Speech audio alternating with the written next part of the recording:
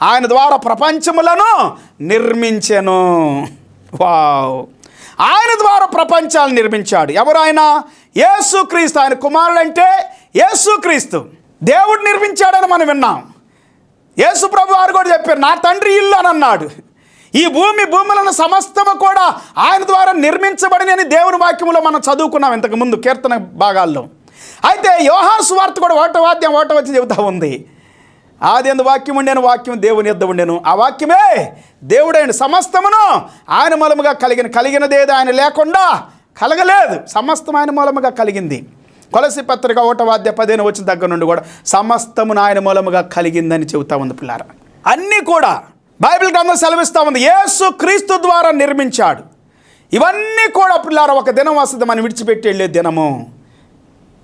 కానీ ఇది అశాశ్వతమైంది, కానీ శాశ్వతమైనటువంటి ఒక ఇల్లు మనకు